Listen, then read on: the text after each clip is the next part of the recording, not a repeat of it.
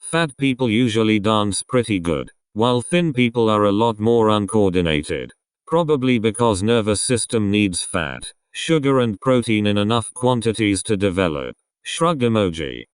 LOL what? What does sugar and protein have to do with coordination and rhythm? It makes no sense to say thin people can't dance when some of the top dance videos on the internet show thin people easily dancing on beat. Okay, so I did the math. Say it takes you 30 seconds to measure each day. That's 10,950 seconds or 182.5 minutes, or 3.04 hours a year. Measuring. Peanut butter. That's a movie date you missed out on. Or an extra 3 hours of sleep. Random silly face.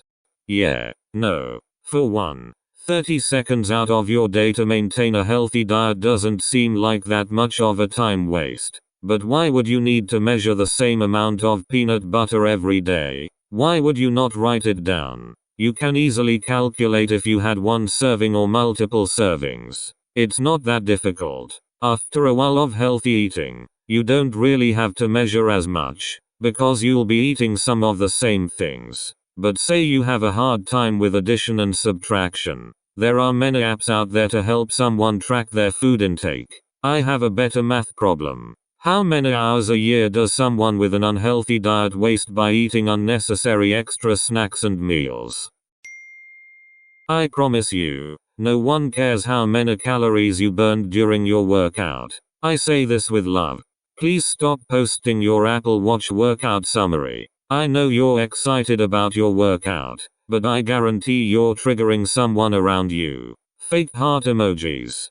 I promise you, no one cares about your random duck face selfies or trashy wine posts. There are people such as myself, who care about their health and fitness, and do actually enjoy seeing those type of posts. I can relate to them a lot more than random skinny shaming posts. If you do not like what someone is posting, you can just keep scrolling or unfollow them. Same as those dudes who say, want a girl who works out and looks after herself. Like just say thin and save us both the trouble. Just another child smex fantasist, who can't handle real grown women and our bodies. Dump him. Whoa. That got dark real fast. Just because a man isn't attracted to an obese woman does not mean they are attracted to children. What in the actual F? When a man says he's only attracted to big girls, these same people don't have anything negative to say about it, because it's their body types being praised. It's insulting to say thin women are not real women just because of their size. Body shaming thin people is no better than body shaming a bigger person. But it's a double standard that fat positive people have no problem doing. People like to date people they have things in common with. Working out and looking after yourself is important to me. So likewise I'd like someone that I can share those things with. These fat positive people should date people who like to pig out on junk food and never work out. Then they'd have something in common with their dates too. If you're intentionally trying to lose weight, your photos do not belong in any plus size, body positive, or fat positive tag. Nope, you do not get to tag your pictures fat Sean when they are freaking celebrating weight loss. You don't get to use our fat positive spaces and then throw them away. Forget you. Hashtag fat Sean. Plus size. Body positivity. Body positive. Fat positivity. Fat positive. Freak every single person who freaking does this. Well, looks like it's over for all of you mid-size fats trying to lose weight. For those of you who are bigger than mid-size, but are actively working towards losing weight, you are also not welcome. You've officially been kicked out of their little club. It's been a long time coming, and you have no one to blame but yourselves for wanting to be healthy. Don't you dare use their hashtags either. It belongs to them and you're no longer fat enough to use them. Welcome to the dark side, where fat positive people will blame all their problems on you and your mid-size privilege.